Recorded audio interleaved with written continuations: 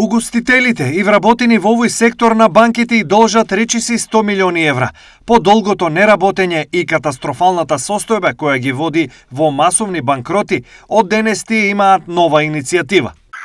Поднесовме иницијатива со која што бараме Народната банка да покрене активности на законските акти со кои што ќе се овозможи на комерцијалните банки да им се даде согласност да можат да извршат репрограмирање на достојаните долгови, односно отпишување на дел од каматите што се направени во изминатиот период, како последица на неможност на работа на угостителите и угостителските објекти, исто и вработените за неможност на остварување на своите права и приходи, се со цел да им олесниме во наредниот период да полесно и побрзо се вратат во кондиција и го продолжат своето работење со насмевка и ведрина.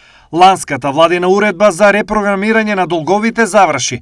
Пандемијата трае, а ново одлагање нема. Што ако банките ги затворат ушите за овој проблем? И овој пат веруваме можеби дека гувернерката нема да ја свати сериозно нашата иницијатива, меѓутоа благодарение на вас медиумите и останатите чинители во финансискиот сектор, сметаме дека за краток период ќе се најдеме сите заеднички на маса на кои што ќе можеме да делуваме и најдеме решенија кои што ќе се олесни и ќе се направи тоа што го бараме со нашата иницијатива. Когаш постои решение, ако првиот и вториот разговор не вродат плод, значи повторно ќе лобираме на директни начини да укажеме со локалните институции, меѓународни институции дека нештата мора да се исправат во интерес на заедницата да може да продолжи да живее заедно. Но не само угостителите и должат пари на банките. Во Искошт се речиси 70% од фирмите кои имаат кредити, а овој период немаат никакви приходи. Доколку државата остане воздржана, јасно е дека одлуката останува на банките.